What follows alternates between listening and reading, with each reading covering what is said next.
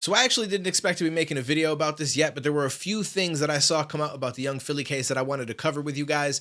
First and foremost, the fact that he's probably going to be in Australia for like 2 years. So the article I found stated that a second hearing isn't due until December, with a potential trial set to take up to 2 years. Mr. Rafferty has confirmed Philly has managed to find a home in Perth, which he is set to stay in for the next 6 months.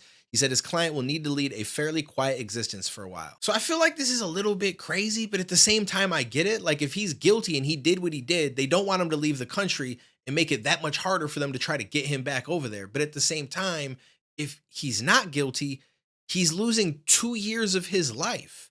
Now, not only does he have to go through the trial and the stress and everything that goes along with it, but he's literally in another country. He can't go home.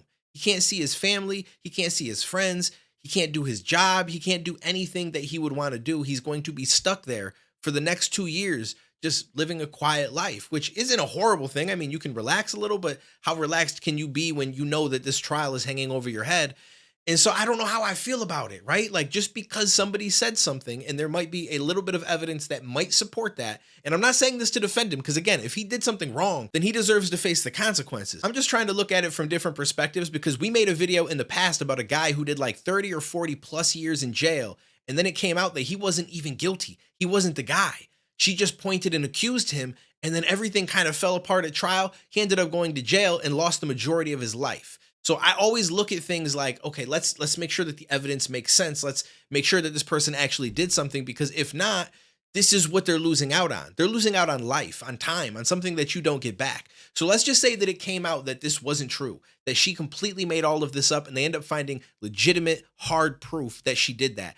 She deserves to go to jail or do something near the time that he would have done. She deserves to lose years of her life, no different than he would have, and he technically will, with the 2 years he has to stay in Australia, because I think that's crazy. Now, obviously, if he did it, again, consequences for your actions, whatever comes with that, he's got to deal with it. But there was a little bit more information that also came out, and it very lightly touched on what actually happened that night. It says the 20-year-old woman who accused Philly of her is said to have been partying at the Bar One nightclub in Perth on September 27th, according to court documents.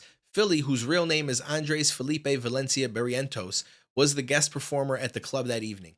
The university student was with a friend in the VIP section until the early hours of the following day. She was said to have been drinking throughout the night, court docs say. Once Philly had stopped performing and the club started to close, the young woman is believed to have met up with the social media star. The pair are then believed to have gone back to a hotel room together. The alleged victim then claims she was inside the room on September 28th. The woman phoned her friend at around 5:31 a.m., which detectives believe was immediately after the alleged assault, according to the Perth Magistrate's court docs seen by Mail Online. Now, if this next part is true, this is where I feel like it gets a little bit interesting. Seamus Rafferty, the man acting as young Philly's lawyer, claims the woman didn't mention any form of misconduct in the short conversation.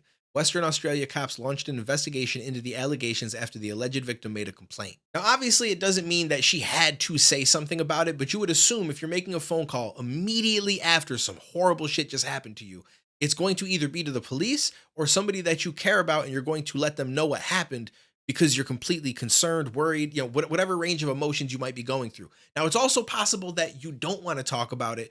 You don't want to tell anybody, and you're just calling someone because you want to hear a familiar voice. You want to feel some type of comfort. That is also possible. Now, I am wondering if the person that she called is this girl whose video I saw pop up, and I'm kind of mad at myself for not saving it because I can't seem to find it again. But it was a woman on Twitter who had a long video, like 10, 20 minutes long, and she was explaining that she talked with this girl on the night of all this happening and said that they were having a great time together. That's at least what she kind of alluded to, if I remember correctly in the video. So I'm wondering if this is her that she called and said that there was no mention of any of this, which again, it doesn't mean that it didn't happen, but it's something worth thinking about. Now, there was also this other part of the article that said WA police prosecutor Julius DePetro says despite the video, figuring out what happened within that room will be the issue. And by video, he's talking about the CCTV footage that shows them entering the hotel and everything together.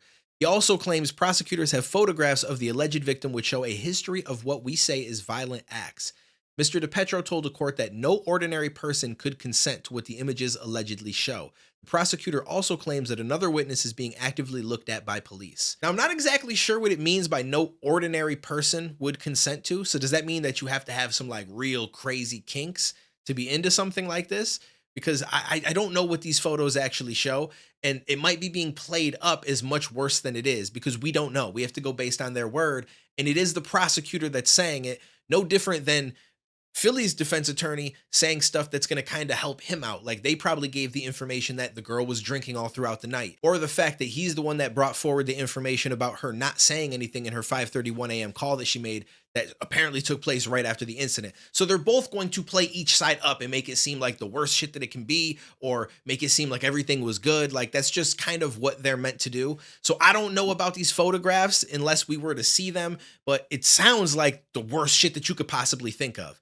And I'm really curious how that all plays out in the court trial. Anyways, aside from that, there was something else that was in this article that I found interesting, which kind of falls into what I just said, where the prosecutors are going to do their best to make him look like the animal. And obviously the defense is going to try to make it look like everything was kosher and there should be no problems and nobody mentioned anything. And in this article, I assume the prosecution is what brought this forward to help make him look like he's not a good person, which I can't say if he is or isn't. I don't know that man in real life, but in this article, they talk about how he had reached out to a kid who I believe is, I know he's a special needs person, but I don't know if he had anything happening to him that could potentially take his life. I can't recall now, but his name was Mason.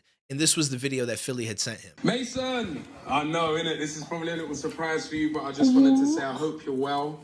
Also, thank you for... Be quiet for once! Tough times never last. God willing, you're going to be okay sooner rather than later. Yeah, and I just wanted to give you my support and tell you that I love you and I'm here for you. And yeah, I hope all is well, my guy.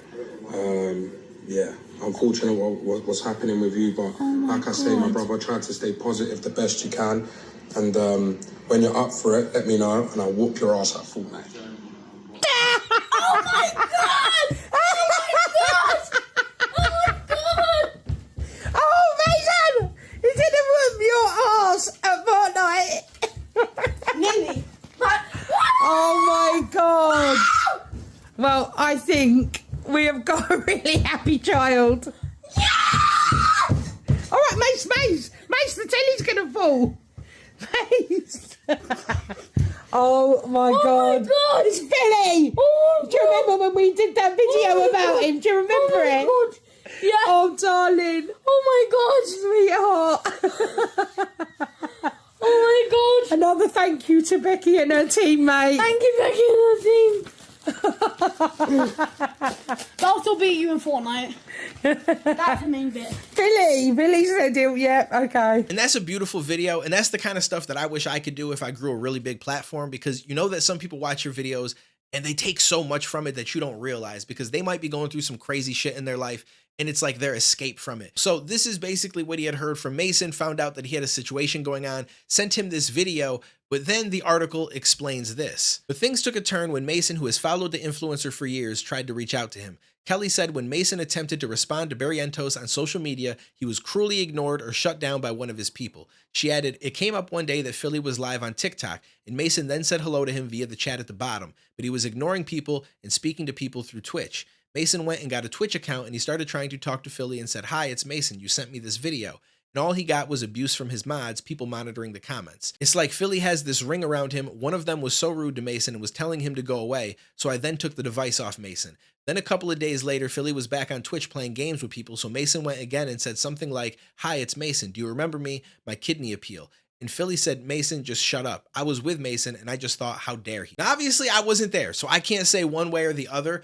I don't know if I believe as far as him saying straight up, Mason, shut up. I don't know that that's what he said, unless maybe Mason worded what he said in a way that sounded like he was being a wise ass, like, hey, you ever gonna actually do this like you said you would? You know, because like sometimes when you approach someone that way, they might just turn around and say, you know what, forget it then. Shut up, leave me alone. And that is definitely possible. But if that's not the case and he just said, hey, it's Mason, do you remember me? I find it hard to believe that he said that, especially live, knowing that people can clip it and it's right there for everybody to see. But you never know. I'm not saying that she's lying about that, but clearly he never actually followed through with what he said and played with Mason. I will give him a few excuses based on what I read, because when he was live on TikTok, he wasn't looking at TikTok chat. It clearly showed that he was looking at his Twitch chat because that's who he was talking to. Mason made an account went there. The mods shouldn't have treated him poorly, but a lot of people come into Twitch chats and they try to talk to the creator. They try to claim that they are somebody that knows them. They try to get their attention or ask them to play. And so the mods will sometimes get a little out of hand because they deal with it so often. And that's most likely where it came from. Again, I'm not saying that that's 100% what happened, but I'm just giving the devil's advocate side of everything, right? Because this is a possibility. As someone who streams and creates content, it's shit that I see, and I'm not nearly as big as Young Philly. Now, as far as him saying shut up to Mason specifically, I can't say if that happened or not. It doesn't seem likely to me because I doubt somebody would do that live, knowing it can be clipped. And if he did say that, I feel like it's probably floating around somewhere because usually once you reach that level, people will download your VODs and some people will keep them. Some will re-upload them to their own channels on YouTube. So there is a chance that that VOD still exists somewhere. And somebody would dig that out if he actually said it. So we'll find out if it pops up. Again, it doesn't mean that it didn't happen, but I always have to keep open the possibility that she's probably upset about it. And I would be too. You know, your son was so excited. He's going through a lot of stuff. And that was like the highlight of his life. And for that person to not follow through as a mother or father, I would feel some type of way. And if I see an opportunity to use this to throw you under the bus, I'm going to play it up a little bit. That's just the way I look at it. I'm not saying that's what she did, but that is a possibility. So I look at it through a little bit of a lens. Regardless, it's not a good look. He should be prepared for it. He should have told his mods, hey, if somebody comes in named Mason, I told him I would play a game with him. Like, there are faults that he took regardless of if this is true or not true. So I 100% think that he failed at that. And that's something that he should have made right. Unfortunately, not really in a position to do that now, but it is a good move by the prosecution to put something like that out there because it paints his character in a certain light that's going to make people feel like it's more believable that he did this. Although the two things are completely mutually exclusive, and not going through with playing with the kid does not mean that he actually would go and do this to a woman. So still got to see how it plays out. Just wanted to update you guys really quick. Let me know what you think down below. I will catch you in the next one, homies.